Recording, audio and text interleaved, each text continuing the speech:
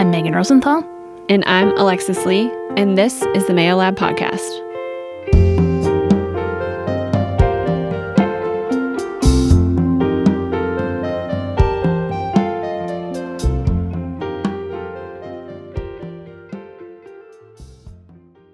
Well, hello, everyone, and welcome back to the Mayo Lab podcast, and welcome back to our viewers to our second episode in the lovely University of Mississippi Medical Center. We're so thrilled to be here. It's been very exciting.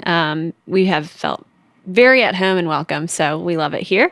And we are joined today with Dr. Nick McAfee, and he will introduce himself and tell him about us, or about himself. We will not talk about him in front of him, but we are so thrilled to start the conversation on stigma in the mental health specific arena.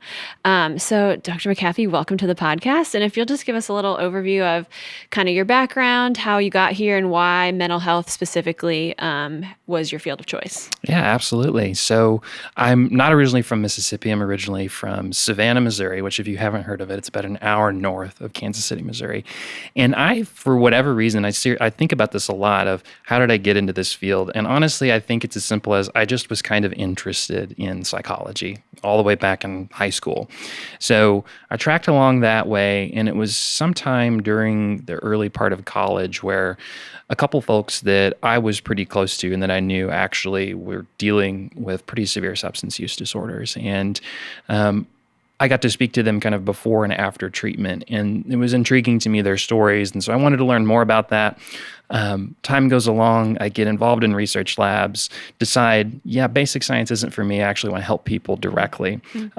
So end up getting my PhD in counseling psychology, kind of focused specifically on substance use and management of that and helping people make positive changes in their life.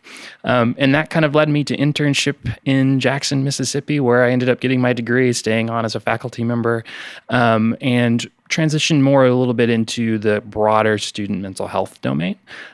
So I started with substance use, kind of transitioned to this more broad mental health practitioner role. And that kind of leads me to where I am today, looking at both well-being and substance use, and super excited to be working with the students at Ole Miss.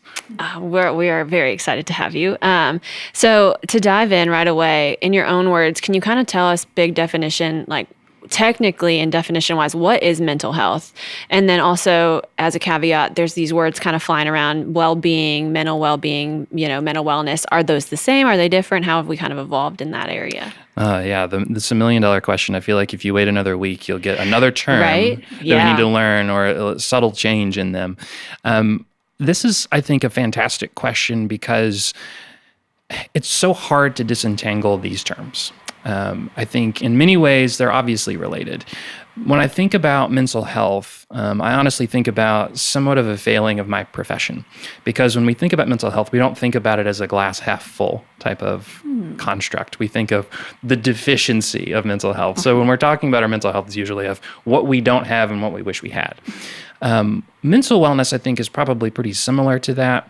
But I think that one of the big differences between wellness, well-being, and mental health is really that it's a much more broad concept.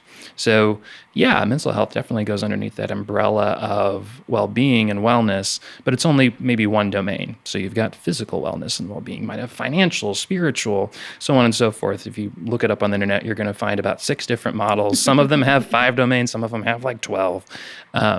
So I think that's one of the big differences. So wellness and well-being seems to be a little bit more glass half full approach. What can I do to improve my well-being? What can I do to improve my quality of life? Whereas mental health is more of like, what diagnosis might I have, or what problems do I have? So I think that's a couple of the main differences.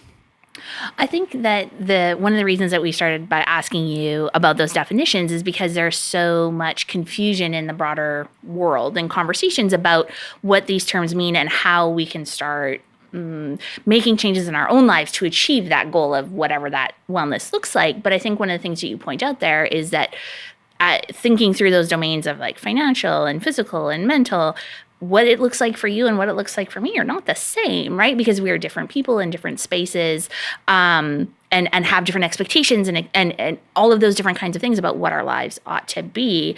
And I think, diving into that a little bit further in the topic of conversation for this fall session of the podcast is around stigma.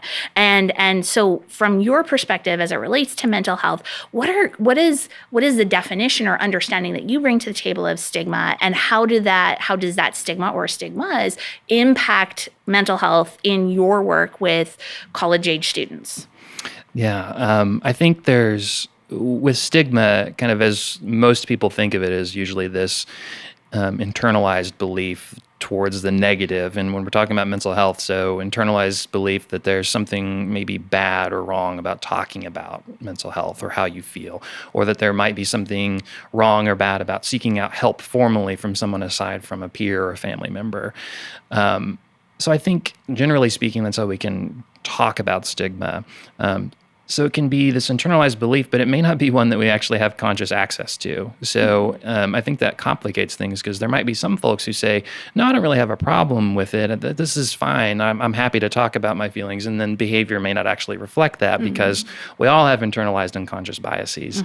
And stigma towards talking about our feelings and mental health and seeing a mental health provider happens to be one of those domains that could fit into.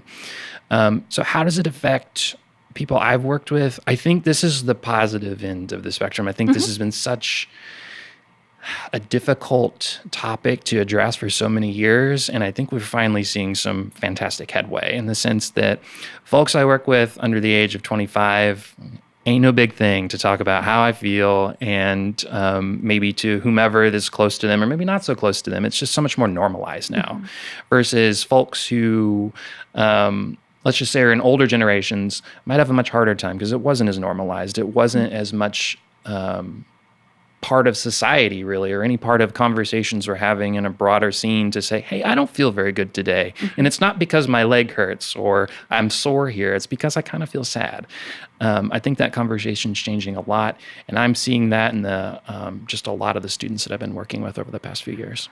I think that's absolutely fascinating, because we certainly, I won't speak for Alexis, I certainly came to this conversation and assuming that stigma was still something, internally for our student population, was something that we were still battling against, that they weren't interested or couldn't fathom how to have conversations about their feelings. So I guess I have a couple of questions, but my first question around that is, what do you think has changed generation to generation that has enabled this population of young people to have more comfort in starting those conversations, at least? Yeah, that's a really good question. I suppose it's an empirical one. Someone's probably asked the question and studied it, and I just haven't seen it. But from my own kind of anecdotal perspective, it just seems like it's this slow, subtle change that we see across generations in different domains too. But I just think that as time's gone along, people have maybe understood the importance of expressiveness. In the background has kind of been the mental health revolution, where it's more than just, secretly seeing your psychiatrist to get your prescription refilled, and that's the extent of, the mental health services that are provided to you. So I think that normalization is in the background. And I don't know how much effect the pandemic has had, where people have just been so, I think this is one of the double-edged swords of social media, is it's just so common for folks to share, here's what's going on in my life. Here's also maybe the not so good. And so it's been normalized via that platform, especially among Gen Z. But yeah, what's actually specifically happened, I think, is super complicated, but something definitely has, where if you look at just different attitudes, some of the literature on this shows, like, there is a huge difference when you ask people who are, for example, baby boomers versus Gen Z, or maybe even millennials, what are your thoughts about this? I don't know that they're diametrically opposite or opposed from one another, but they're very different in terms of permissiveness or openness towards talking about mental health or willingness to seek a provider. The other thing that this makes me think about, because I love the perspective that you've taken to the work that you've done in alignment with, for those, like, kind of the positive psychology movement. Like, we're looking at this from the perspective of glass half full. You're not deficient, but we're just trying to add to, and assuming that kind of baseline, like, what's the right word? The baseline kind of level that you're at around these things. And I think about what you just talked about as it relates to this permissiveness of the current generation of students out there, in relation to all of the news that we've heard around, like, the health or the mental health epidemic that we're facing, and all of these bad things that have come, really were ramping up pre-pandemic, but really came to the fore in terms of the news media kind of post-pandemic. Like everything has been related back to like the pandemic has caused all of these kinds of things. How do you reconcile those, right? This idea that students are now more comfortable having these conversations than they might have been in the past, but then also that we're seeing this like growth, this like explosion of, diagnoses of depression or diagnoses of anxiety or all of those kind of concurrent conditions in this space. Yeah, it's the billion-dollar question, and maybe trillion-dollar question, because there is not an answer to how do we figure this out. We have all of these people who are now more open than ever, and probably the most at-risk generation for mental health concerns probably that we know about in terms of like recorded, scientific history, which is of course very modernly biased, but that's a great question. How do we reconcile this? I don't know that there are a lot of good answers, but I think when it comes to it's good that people are willing to see their provider, but this is something that I've been doing a lot of thinking about too, which was you're exactly right. If you talk to any college administrator at any university, college, community college, anywhere across the United States, they'd say, yeah, the pandemic made things worse, but it was already getting pretty bad. This was just something that people weren't paying attention to. Like you're saying, news media has picked it up, and I think that's really important. But this isn't something that just sprung up overnight. For at least the past decade, probably the past 2 decades, we've seen a consistent rise in diagnoses. Fortunately, we've also seen a consistent rise in people seeking services, with the issue being there's only so many people to actually see them. So while we're glad people are coming out and finding us, our wait lists are getting much longer. It doesn't matter if you're a psychologist, psychiatrist, master's level therapist, any sort of mental health provider, it's getting difficult. So in the face of people having less stigma, we're also needing to rethink how do we reshape our services to make sure that people who are wanting help, who need help, can actually get it. And I think that you bring up a really important point there, right? And we talk about this in some of the work that I've done in other spaces. Like you kind of have one shot. So when somebody comes and has finally decided, okay, I need some assistance, and then it's, but it's 6 months before you can get in, or it's 6 weeks before you can get in, that lag time really has a negative impact on patient outcomes, because you have to assume that they're going to have the guts to come back again, that they're going to be in the same kind of place, that they haven't, solved, quote unquote, their problem in some other maybe negative kind of way in the meantime. So from your perspective, what are some things, and I know that this is a big, complicated problem that is decades in the making, really, right?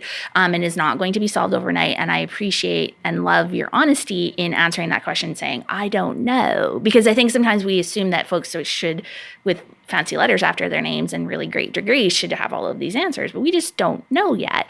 So from your perspective, what are things that we can start to do to chip away at some of those things, knowing that overnight we're not going to get a crop of, 1 million psychologists, counselors, et cetera, that can really be working one-on-one with these people who are seeking these services?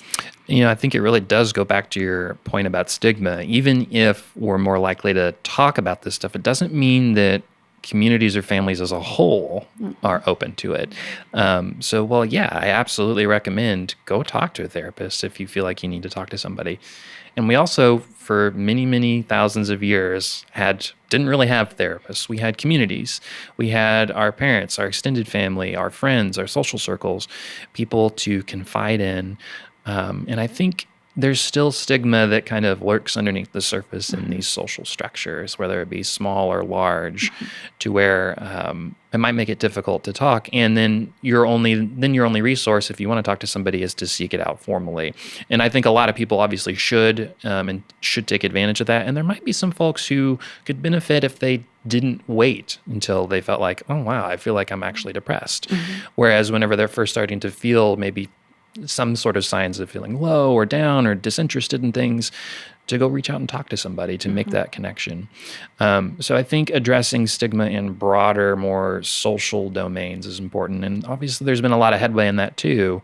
But I've heard a lot of stories from my own patients who talk about, yeah, you're really the only person I can talk to about this concern. Or I can't talk to my parents about this because X, Y, and Z reasons. Whether they're founded in reality or not isn't really important. If parents would actually be upset or not, I imagine many of them wouldn't be upset. And I imagine a few would be. But the important point is that even if people don't have that stigma themselves, they worry about the people around them judging them for talking about it, or maybe have been given explicit messaging around, we don't talk about this. So I think that's an important part of the conversation to get people access to their communities in addition to access to mental health care too. Yeah. And I want to talk about a little bit the idea of like being afraid to bring it up at home or in your community around there. And I know a lot of parents are listening to this podcast and they're thinking, well, I would be so open if my child would come to me, but it might be the subliminal messaging or unconscious communication. What would you suggest, or how, in your opinion, to kind of open those doors at home, in your home or in your community, to say, hey, I'm open and I won't judge, or try and take that first step? Well, I think, in the name of breaking down stigma, I'll share a personal story. I won't name names in terms of family members, but I'll give you an example of what it looked like to get that explicit messaging among family members who I bet you if you asked them today would say, no, you can come to us about anything.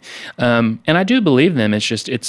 We have these beliefs about ourselves, and sometimes those unconscious biases come through. Mm-hmm. So I think I was about 12 years old. I was currently in the process of getting my swimming merit badge in Boy Scouts. And being the little perfectionist that I was, I wanted to be perfect at it. But I was terrified of lifting my head above the water because I thought I would inhale a bunch of water. So I somehow managed to hold my breath the entire way back and forth, which on the rubric, which I had a really good teacher on the rubric for the merit badge, I wasn't technically passing the skill. I wasn't doing it correctly. So no matter how hard I tried, I could not get my head to come up above water. And at the end, I couldn't get the merit badge, which made sense to me, but I was so upset. And so in front of these other boys and some other family members, I started to cry. I was super, super upset about it. And the family member who will go unnamed, who I care about a lot and is a very kind person, looked at me and said, "Don't ever embarrass me like that again." And it was so powerful to me, because I learned in that moment, I can't do this. I should not show external emotion. So that's coming from someone who I know is a caring, compassionate person who I've talked about other struggles with before. So we like to think good things about ourselves, but sometimes there's some reality. And I don't even know if this family member would remember that. It's probably just a blip on the radar. So when it comes to talking to kids, I think it's really making sure that you take a good hard look in the mirror at, what have I done to actively facilitate this? Have I actually reached out to my kids proactively just to check in with them? Of course, kids, when you do that, might not give you anything, but do I continue to proactively reach out to them? So I think it comes back to that whole point of, we like to think of ourselves in a positive way, and that's probably a good thing that we do, but it may not be accurate, and we need to make sure that if we think we're doing a good job, that maybe we actually ask our kids as parents, reach out to our children and open up that conversation, even if it's just incremental and doesn't lead to anything the first or second time, but making sure that door is always open, and making sure you can kind of track what you're doing to say, yes, I have definitely asked my kids about how they're doing. I've asked them about how they're feeling, as opposed to, I think I have, or I think they're doing okay. Yeah. I love that. And I want to circle back to something else you said earlier about waiting or asking earlier before it's too late, coming forward before it's too late. How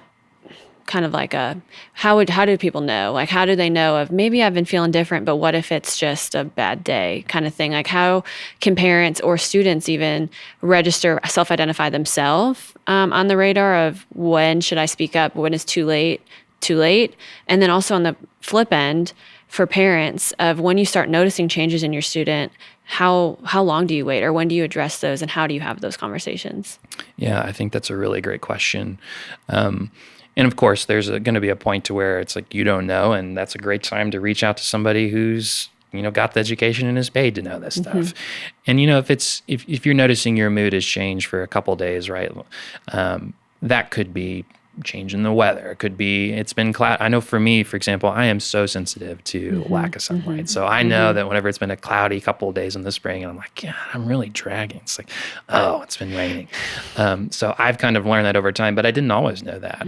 And so I think the answer to that is honestly paying a lot of attention to ourselves, which we are not really neurologically set up to do all that well. So it takes a lot of practice in that domain. So paying attention, having that connection socially to reach out to people. So that way, if you're talking about something, maybe your friends can give you some advice or give you some feedback, because sometimes our friends know more about us or family know more about us than we know about ourselves. We're pretty poor at self-reflection and assessment, unfortunately. So doing that, and if you felt pretty poorly for a couple weeks or more and you're noticing I'm not interested in things or I'm just more nervous about stuff that usually doesn't bother me, I think that's time to maybe reach out. If it's lasted half a month, that's a lot of times, that's especially for depression, if more than half the time for half a month you felt down, reach out to somebody. You might actually be in the middle of a depressive episode. But if it's been a couple days, maybe it's just worth talking to somebody and getting ahead of it and at least expressing those emotions. I think I love how we've kind of bent and melded this conversation into those more practical things that folks can start to do. Because that's really, one of the goals that Alexis and I started the conversation for this season about is like, okay, what is the stuff we can do right now? We may not have all the answers, but we have some good stuff that's in place already around, thinking and doing check-ins and accessing resources. And I wanted to take a second to do, because something you just said, piqued in my mind, and absolutely I fully and completely admit struggle with oftentimes is that self-assessment. So what are things that folks can do from the perspective of our parents that are listening, but then also, for students who might be listening or parents of students who they can kind of pass through that information? What are things that we can do to figure out how to make that pause and do that real honest self-assessment? Because it's obviously hard to do, but what are things that we can do to kind of get that process going? I think it goes back to that point of individualization that we were talking about initially, is that everybody might have a different way of doing this. I've heard a lot about folks who come to me talking about how they're journaling. There are certainly ways to journal about how you feel. Some ways that may be more helpful than others, but just writing about stuff, we know, to put it simply, can actually be really effective. So jotting down like how today was, what are some of the things you remember feeling, or having regular check-ins with your friends just to talk about your day. Maybe it's not specifically focusing on how you felt, but kind of just reflecting, or that process of here's what's been going on in my life or over the past week or so. So I think connection with other people is actually a good way to check in with ourselves, because inevitably they're asking about us and we have to tell them. Or even something more regimented. Some folks just like to keep not necessarily a journal per se, but maybe more like a checklist of what happened today, or how did I feel today? What did I notice? There's also, it's not necessarily checking in, but it's actually a fantastic way of reflecting on the positives. An intervention called 3 Good Things. So a lot of people in the wellness domain have heard of this. It's probably the most simplistic intervention that also we know from an evidence-based perspective actually does help people feel better if they do it consistently enough. So I don't necessarily, I guess, need to get out on the weeds on 3 good things, but writing good things about your day and what's been going on, not only is a good way to check in with yourself, but actually is a nice way to bias yourself in favor of the positive in your life, as opposed to what we might do when we're feeling down, which is look at all the bad things and overgeneralize them and kind of feel like, oh, I'm stuck in all this terrible stuff. So I think those are just some general ways that people can check in. Those are all really great examples. And I will share too, most of those are things I've certainly engaged in my past. And I want to talk just for a second, pause on the 3 good thing, because I think I know, at least anyway, that there was a certain amount of time that you have to engage in that, because you say doing it regularly. So what is that amount of time? So we're getting specific with our listeners this year. What is this amount of days in a row that you need to do that before you've got those neural pathways created so that you're biased in that positive direction? Yeah. So I said we're not getting in the weeds. Let's get in the weeds. Let's get in the weeds. No, we're getting specific here for folks. I think that's a really important question, because I love specificity too. And you're also highlighting a more general point, which is like this wellness stuff, this mental health stuff. It's not a one-off thing. Right. So I love lots of wellness stuff, and I am very guilty of being like, I did it this week and now I'm done and I don't really feel that different, but it was nice when I did it. 3 good things. We know probably at least a month of consistent writing every day. Of course, it's 3 good things. It takes probably maybe 5 minutes out of your day, but writing just 3 good things. And that's totally up to you, whoever it is that's writing the 3 good things. And the most important part is why you thought those things happened to you that day. So we don't know why, but it's important to reflect on, well, what made it possible for that good thing to happen to me and to come into my life today? So it's totally your own interpretation, but it's kind of almost this savoring activity of, this was something really good, and I want to think about it a little bit. And we know that, again, about a month or so, and you don't have to stop there, you can keep going. Right. I have a friend who I think has gone through at least 2 or 3 of the 3 good things notebooks that we've handed out at UMC for the Office of Wellbeing. So I know that some folks might have a hard time finding consistency in that, but I think that really is the key behind almost anything you do. If it's good for you and helps you feel better, don't stop doing it. Keep it consistent. Same thing for 3 good things. You can't just think about the good every now and again. You kind of have to be consistent with it. And in that practice, is there evidence, or is to do it in the morning versus the evening versus the afternoon? Like, is there a time of day? That's great question, because I like specifics. I do too. And I have like a gratitude practice. And I'm like, I'm totally shifting to 3 good things, but like, where do I need to do it? In my morning, evening, lunch? Do I need to take an afternoon walk? Per the recommendations of the initial intervention, before bed, at night before bed. Interesting. Okay, I was totally doing it the wrong time of day, because I would usually get up in the morning and do it as part of like kind of the check-in and prep for the day.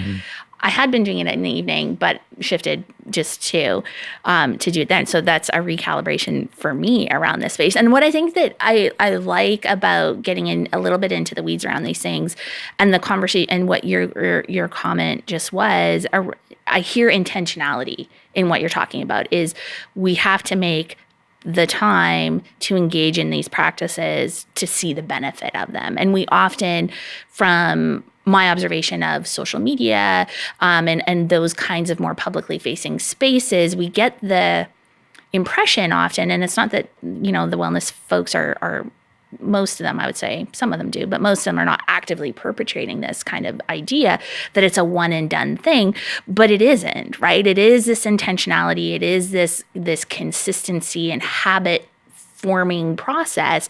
So could you talk to us if you have any insights and guidance on how do we make this a practice that we can stick with, and how do we get that rolling intentionally in our day-to-day lives, where we're all busy with work and school and family and all the things that we're supposed to be doing?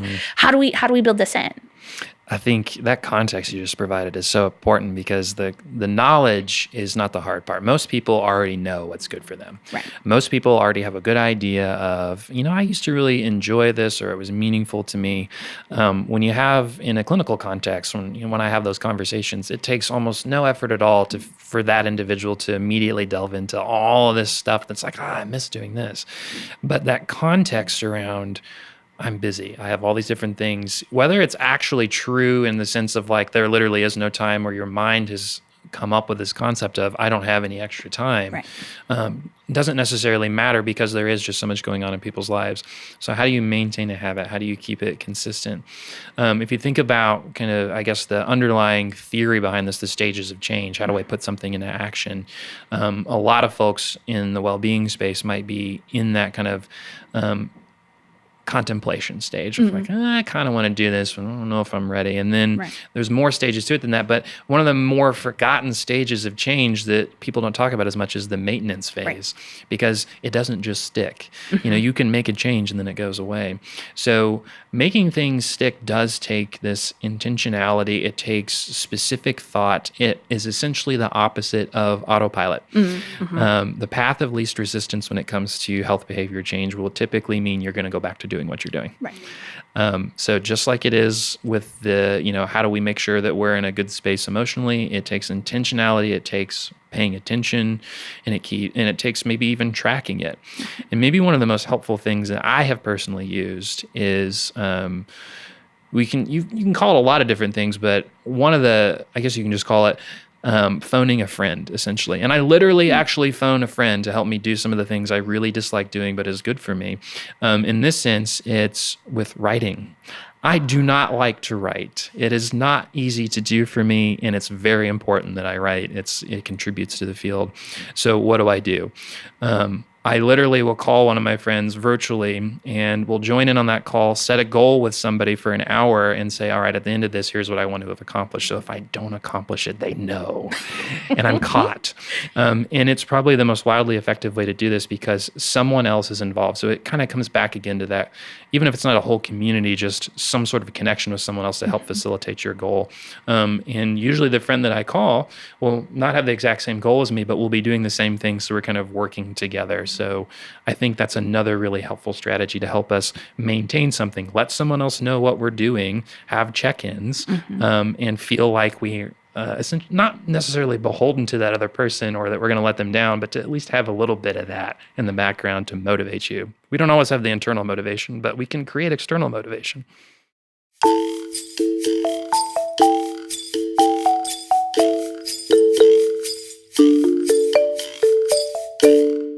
You are listening to the Mayo Lab podcast. For more information and resources, visit themayolab.com. Now, back to the episode. And I want to touch on community, what you were just talking about, because there's a book that just came out about the good life, about the Harvard study, about talking about relationships and communities and how essential they are to your mental health. Can you speak to that a little bit of like why and just, the importance of that kind of more for our listeners who maybe don't know that study that well or have not heard more about that? I think, so this is kind of like the compendium of a lot of what we've been talking about for a long time as a field, and I'm so glad that like we are having this empirical work in that domain to essentially validate. It's like, okay, like we need to connect with these structures that we are so important to us that we know on their face are important to us, but it's always important when we actually have the empirical validation to it. And so I think we've become such an individualistic society over time. And so by that drifting, we've lost connection to these threads of our society. And so by coming together, we have support. We have all of these essential needs met through our community where for a long time, and actually in a lot of different communities, we see this, and it's probably underlying a lot of the mental health concerns of our youth is this disconnection. So by coming together as a community, what we're finding, right, is that this is actually giving us the support that we need. It's giving us kind of essentially like going back in time. So it's like, this is our mental health provider now that we're so willing to access the people around me. So it really does take a village. And I think that's what's important for people to know is there's a lot of stuff out there on self-help, and that's good. We should definitely try to help ourselves if we need to. But through these types of studies, we're learning maybe it's actually connecting with the people around you who share similar values to you and people who you care about that might actually have as much or maybe even more of an effect as just trying to quote unquote, pull yourself up by the bootstraps.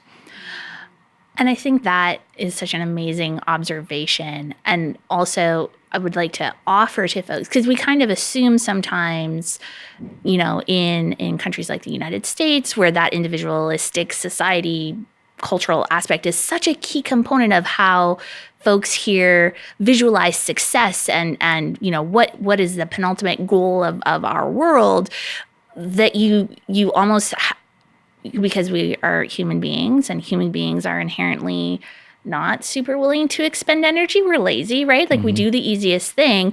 We think of one to the exclusion of the other, right? So we can't have individual success whilst having a community, but that's not necessarily the case. And so finding a way for us to make a balance between those two things, because we know that as you just talked about, and that Harvard study that Alexis just referenced has been going on for minimally 50 years, probably longer, right? I can't remember the exact date. So we've got a huge amount of data supporting this idea of the importance of community, but reorienting our thinking that it doesn't have to be all or nothing. There is a middle ground, and we just haven't figured it out yet because we haven't spent a lot of time thinking about it. And so coming back again to this idea of intentionality, and also like this takes work and time and effort. And it's not just something that we can set on autopilot and assume is going to be okay. And I would like for us to just switch gears here for a second, because I think what you've covered so far, Nick, has been just incredible and amazing. But I also know you spend a lot of time working with young people and students, and I know you have ideas about how things could be better and what you would like to do in your future work. So I'm going to give you a magic wand, and I'm going to say, if you had a magic wand, we're not solving all of the world's problems, but if you had a magic wand and had, an unlimited budget, which also you do not have, but in reality, but magic wand moment, what would you do in the next 6 months that you think would have the biggest impact on a student population or on young people around the issues that we've talked about so far today? If I had a magic wand, which you've turned the tables on me, this is such a therapist question to ask. You're welcome. Yeah, I appreciate it. If I had a magic wand, I think the first word that comes to mind or concept is, if we could just get rid of it with our billions of dollars that are in our budget, is removing loneliness and creating connection. I think it's not going to solve everyone's problems in every way, but it's hard to think of a problem that we have in our life that doesn't at least get better with people around us who care about us. We are inherently a social species. We're really not we don't do well only by ourselves. We need people around us to support us, to help us accomplish goals. And if we don't feel like we have that, it's kind of hard. We're fighting upstream. It's not to say that people who are lonely can't be helped. It just seems like if we could just improve that, we would see differences in youth mental health. We would see differences in youth substance use. We would probably see differences in youth attainment in school, to feel like you're connected to that process. If you're lonely and you don't feel connected, why would you stay in that environment that feels like you don't belong? So I think that's my magic wand answer, if I had one. I love that. And I love that we have through themes about community and connectedness going through this entire episode so far. And I feel like that gets us really in a good place, because I'm going to ask you to go in the weeds again on this. If you are experiencing loneliness yourself, you don't feel like you're connected, what are things that you could start doing tomorrow to begin to chip away at that and get yourself into a position of feeling like you have that circle of folks around you who care about you? Because I would offer, maybe for many people, you actually have those people around you already. You just maybe don't recognize them as such. So how can you start that process as an individual? Yes. Well, we'd want to probably avoid what in the business we call flooding. So kind of throwing yourself in the middle of the most social setting you could possibly find. That gives me heart palpitations as an introverted person. I'm like, ooh, no. Yeah. So whether you're introverted or maybe somebody who struggles a little bit with social anxiety, it makes sense that you might have hesitancy, or maybe you're just feeling lonely and you're feeling down and it just seems kind of like, oh, I don't really want to get out and do this thing, or I don't want to even call this person. So I actually work with a lot of my patients on this exact thing, which is, connection. How do you've become disconnected? How do we get you back in? So I think a useful algorithm is, what do you need right now? Do you need just to chat? Like, do you just want to talk to somebody? Is that what you're in need of? So who's somebody in your life that you haven't talked to in a while, who maybe you don't want to share all the difficulties you're going through, but you at least want to talk to somebody? Think about those people. Or maybe you need a little bit more support. Maybe you're established with a therapist. Maybe you're getting the help you need in that way, but you're still feeling isolated. Who's somebody in your phone, in your social group or text message, who can you contact that will listen to you, will talk to you, even if you haven't talked to them in a really long time? Who can you reach out to? So it's kind of like creating that algorithm of not just kind of randomly opening your phone and calling someone, right? Or going to the next social event where there's going to be 20 or 30 people there that you might not know. I think going for that low-hanging fruit first, just to get your feet back out there, to have that successful experience of I feel connected again, is a great place to start. And I have two thoughts / comments / probably will be turned into questions. But one of them is the idea of like social fitness. This was, I don't know where I read this or heard this about social fitness is just like physical fitness. You're not going to pick up a 100-pound dumbbell and try and lift it on your own. You're not going to jump into this big pool of people if you're not comfortable. Like, you have to start slowly. Like, I'm not going to run a 5K tomorrow, but I could run 5 minutes. And so just slowly working and starting with one slow interaction and building that up based on where you feel comfortable. And when that switched in my head, I was like, I became so much of a people person so much quicker because it felt more attainable in that way, just to be able to, it's just like fitness. You have to maintain, and then you have to maintain it too, kind of and continue to work at it. And then the second thought I just had was, I just came out of a season of life where I went through we had a family member pass away, and, situations, anecdotes excluded from that. I needed different support in that time. And I was so ashamed and guilty that I wasn't going to my quote unquote best friend group for that. I needed to go to another person or people for that. And it clicked for me just actually last week of that's okay. Cause that's what they're skilled in. That's what they have empathy. They've been through this, and it's okay to have multiple groups of people and friends for different seasons or instances in life. But I think society has told us that you need the one group and those are your people, and kind of quantity over quality in that way of but it's just gonna be one group and they have to know everyone and everyone has to know each other. Yeah, you're bringing up the point of the shoulds and coulds that therapists get upset at if they're doing the old cognitive behavior therapy, right? Yeah, if my therapist is listening, yeah. So I should talk to this group of friends whenever the real answer, right, is what's the most effective thing for me right now, whether it be that scenario or anyone. There's the perfectly right thing that we'll probably never attain, and then there's the most effective thing for any situation. I love that. Baby steps in a good direction, really. And again, coming back to that idea of an intentionality, right? We're making time for these things to happen. And so I'm going to build out one level of the circle around us, right? Now, if we are a family or a friend or somebody in an outer circle who's making an observation of someone in our space that may be being disconnected or have been disconnected? How do we as an external person bridge that conversation with that individual to begin to chip away at that social disconnect? Yeah. So if you're the third party, you're noticing something different. You're wanting to reach out. So maybe it's you notice something different in someone else, or maybe you're wanting to reach out on the other end. I think if as third parties, I guess on the opposite end of how we've been talking about how do we make change. So as the friend, sometimes I think it's actually perfectly appropriate to call out what you see in a non-judgmental way. It's hey, we haven't talked in 2 weeks. What's up? And not forcing someone to tell us how they feel, but at least just to let someone know, hey, I'm checking in on you. How are you doing? Calling out specifically what you're noticing. So that way it doesn't look like it's some sort of judgment to that person, but a reality is. So the fact is I haven't talked to you in 2 weeks. Normally we talk every day. Just been thinking about you. So I think paying attention to those things and we do this. I even do this. I'm a mental health professional, and I'll come up with these rationalizations I'm sure they're okay. Right. And, a lot of times that's true. And then other times there's my friends who actually have been going through something difficult, and maybe I've thought, I haven't heard from them from a while. And so the times I do reach out, I always feel, even if it's just, I'm totally fine.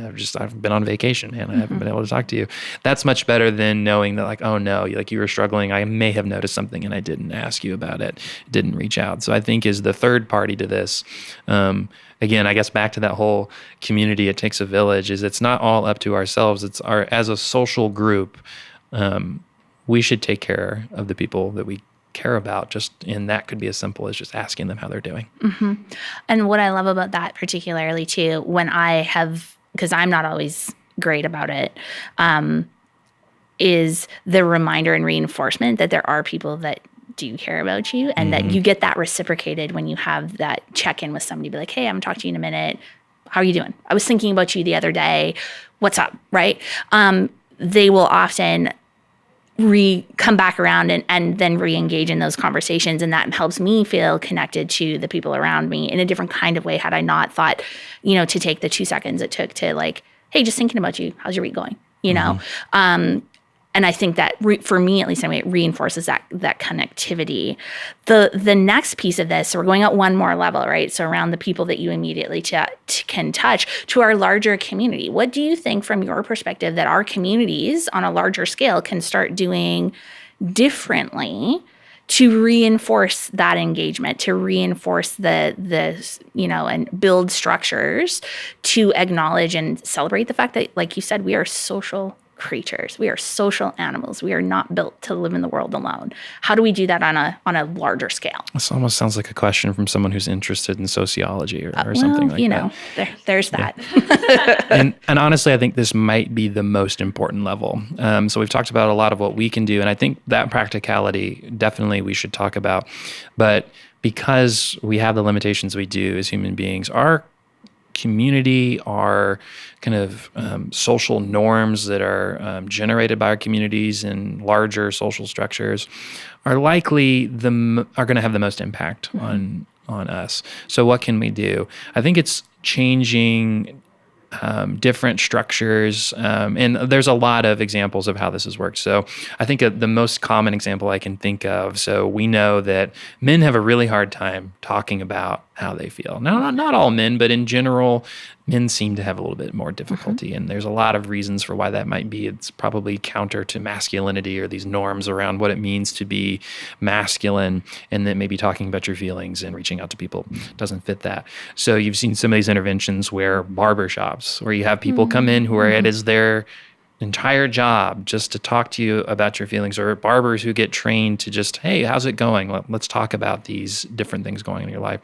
So changing those already existing structures in a way where it's maybe more comfortable for people to engage. And then actual engagement of leaders. So there's obviously your de jure governmental leaders where we can work towards making it more of a public health message around, hey, it's okay to reach out for help. Here's all the access to mental health resources in the community. Putting that message out there for everyone to hear equally of, oh, okay, like this is something that we do. So, and then also maybe in more de facto community where a lot of times it might be centered around spiritual hubs or religious hubs. So churches, spiritual groups, having those leaders engaged in conversations with individuals about normalizing mental health, well-being, having conversations about that. And so tapping your way into all of that. So that way it kind of trickles down to all these things we've already talked about. Because if you as an individual aren't hearing that message, it makes it even harder to implement it, or it makes it harder to know how to achieve these goals you might have for mental health if you're not hearing about it or learning about it from these different structures that you care about and that you trust. And so I think that's the thing, is instilling trust from this social norm standpoint and organizational standpoint in the different levels of our community. That's amazing. I love all of those ideas. I think, unless Alexis has another question, the last question I wanted to pose to you, because we told you, obviously, we were going to come down here today, and I'm sure you had ideas about what we might be talking about. So is there something that you thought we would talk about today, or that you wanted to tell us that we haven't had a chance to cover yet? I think the one thing that we've addressed, but maybe not in depth, that I think is important to me that I've been looking into, is just the profound effect of adolescent, young adult mental health that it's having across the country. And we've already talked about how it was already on the rise, but I think the main thing I wanted to point out is that the Surgeon General has been really doing a fantastic job of highlighting probably two of the most important things, which is youth mental health is bad, and also social media is probably playing a huge role in that. And so the point that I think, if we're talking about practicality in today's episode, is making sure that our kids feel heard, listened to, talked to, and checked in on, even if they seem annoyed or upset, because I don't think it can be understated how severe some of these concerns actually are at a rate that we've never seen before. And where people like me, who again have the fancy letters and are supposed to know this stuff, have some ideas of how to address this, but honestly feel totally under-equipped and unable to just address the widespread concern that we have. I think a lot of people have good ideas. I think we're headed in the right direction. I think community is a big part of that. But that's the one thing I want to put out there, is that this is real. It's affecting a lot of people. And the only way to truly start chipping away at this trend is to do exactly what you're all talking about, is to break that stigma, to open up those dialogues, and to pay attention. So I don't know that it's anything new, but I guess if I had a closing message, it would be that, is that our young people are struggling. Not everybody, but at rates higher than we've pretty much seen before. So we should pay attention to that, and we should focus on that and give them the support that they need. Thank you for that. And thank you for that call out, because I think that's a really important conversation that we're going to continue to have in this fall season and into the future. And I think the bonus, for those of y'all that have been listening so far, is that we've got some really good tips and things you can start doing right now, right, in your own family as an individual, and then for us to start thinking about on a larger scale within our communities on how to begin to address these issues. And I think the one idea I'd like to leave folks with is it's going to take time and effort, and that word again, intentionality, right, is be thinking about these things in an ongoing and regular basis. Thank you, Dr. McAfee, for making the time to chat with us today and to share your expertise and your wisdom with our listeners. We're really excited about our ongoing partnership and our working relationship. Tune into our next episode, and we'll love to hear from y'all on social media. How are you doing with all of these things that we've been offering to you in your own spaces? Are you doing those check-ins? Are you journaling? Are you having those conversations with your kids where they're rolling your eyes, going like, "Yeah, whatever, mom or dad, like I'm fine"? Are you doing those things on a regular basis? We'd love to hear. See you next time.